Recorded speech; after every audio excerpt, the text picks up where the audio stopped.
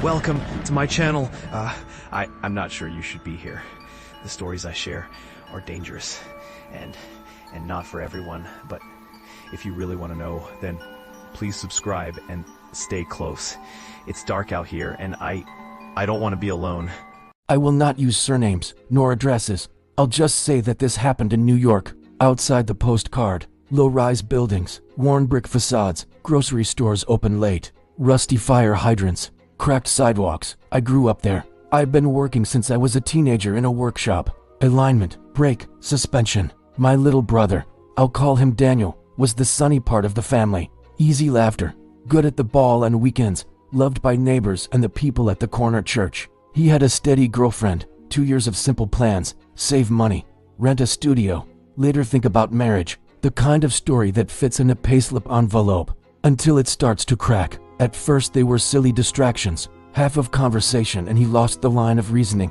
The laughter was late, the gaze, sometimes, was deep, as if hearing a buzz that no one else hears. Blame it on tiredness, we think. He worked in a building materials store, unloaded trucks, stacked bags of cement, clocked in on holidays. But the lapses grew. The first strong time was on an impromptu barbecue Sunday in our mother's backyard. The usual workarounds: grill supported by blocks, cheap coal, farfa on an aluminum platter, music coming out of an old radio. The basic family: our mother, our father, me with my wife, Daniel's girlfriend, 2 uncles, children running down the narrow corridor. I remember the smell: meat with fat dripping on the brazier and a light scent of disinfectant that our mother used in the laundry area. Daniel was sitting next to me, fork in hand, talking about a Saturday game, when out of nowhere, he stopped. The body became rigid, the eyes to open, without blinking. It wasn't fainting. It was as if one person had left and another, unhurriedly,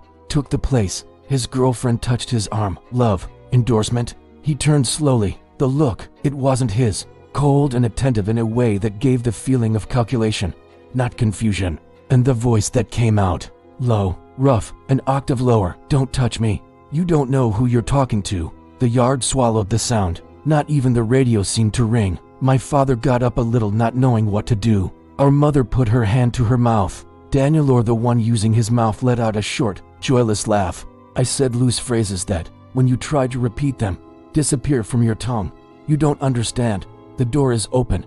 No one is in charge here." It lasted minutes. Then he blinked twice, took a deep breath, and stared at everyone like someone who wakes up in the middle of the movie. "What's wrong?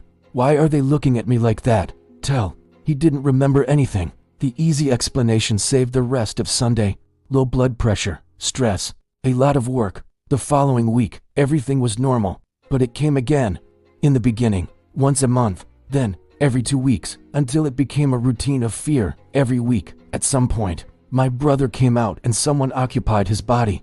We did the complete tour: clinic, laboratory, Ray when there was panic, CT and MRI without changes, clean toxicology tests.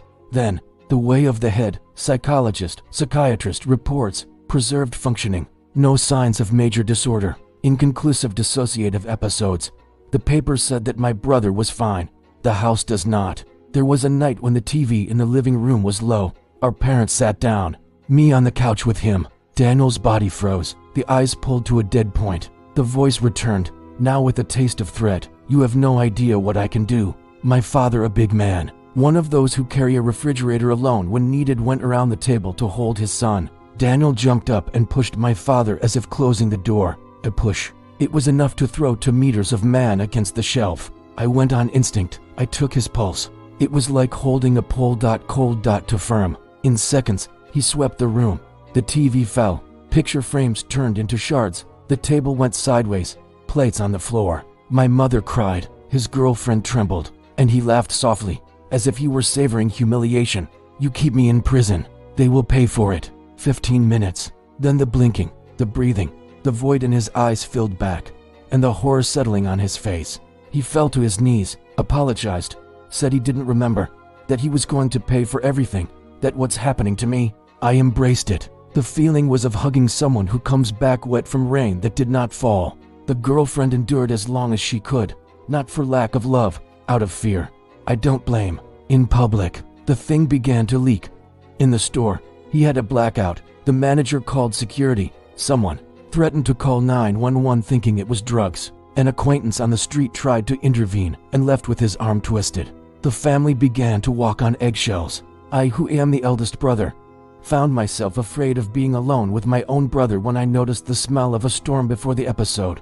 An air that became heavier, the lamp that seemed to pulsate more slowly, a silence that was not silence.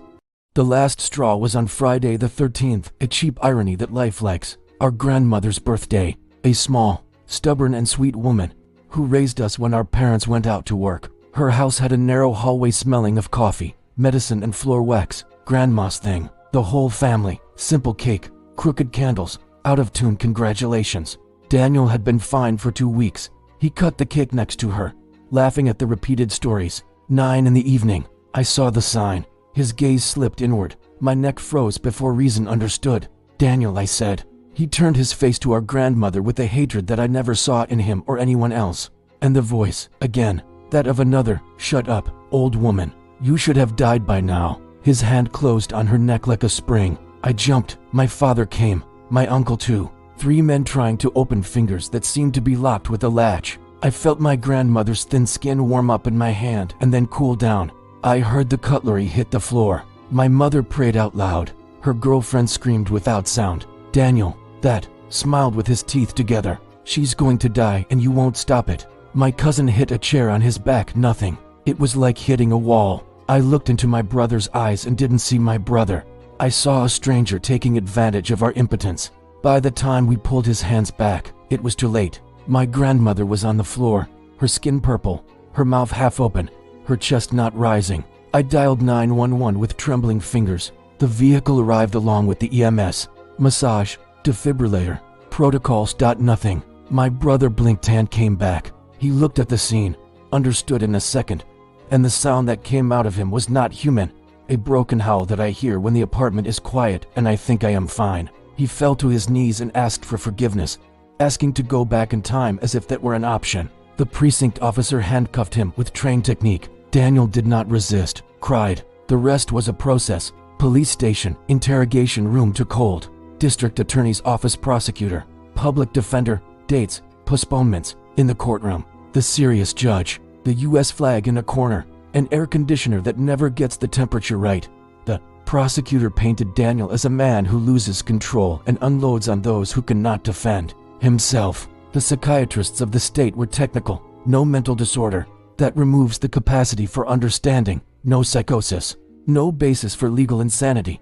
The defense tried dissociative episodes of an unclear nature. The eyes of the room said sorry. The family testified. We talk about the voice, the strength, the amnesia. I, in a silly moment of sincerity, asked the judge, "Do you have a brother?" He didn't even blink. Irrespective of my question was to the world.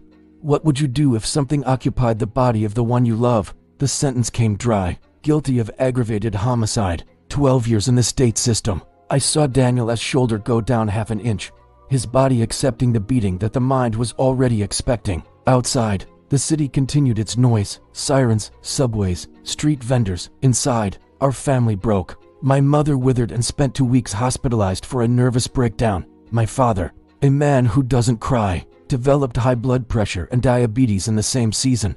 Daniel's girlfriend, after months of trying, is gone. I, who sold firmness, discovered the word anxiety by force, waking up at 3 in the morning, with my heart filming a scene that is already over. I visit my brother every month in the prison complex where he was transferred. It doesn't matter which, grid is grade. Long road, milky sky, towers of light, fences. The living room has plastic tables. The smell of bleach and a clock that tries to humiliate the notion of time. The first time I saw Daniel there, I was angry at the universe, thinner.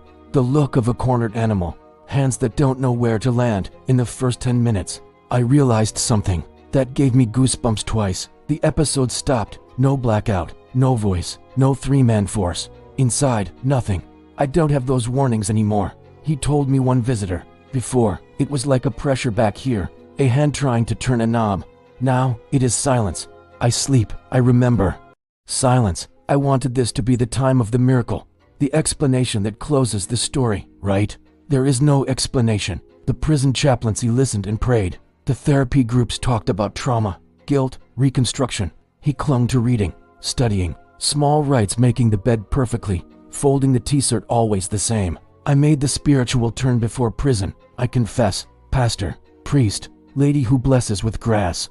There was a night when, in our mother's living room, a man of faith put his hand on my brother's head and Daniel's face pulled in a way that was not his. There was water, there was salt, there was prayer, nothing held back. And worse, I had the uncomfortable feeling that all this only made us more noticeable. So I was left with what I can carry, time and surveillance.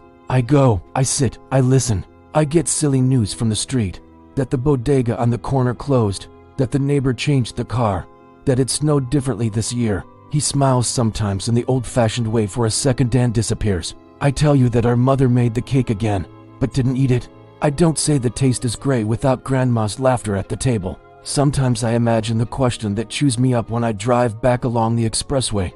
What if that was there, not in Daniel, but in the house, on the street, in us, and only found a door? What if it was a rare disease, invisible to the exam? And if it was, what does it look like? I do not know. The only honesty I have left is not knowing. I know the grief that is twofold. That day took to people, our grandmother and Daniel from before. Human justice has done what it knows. It has put numbers on top of an abyss.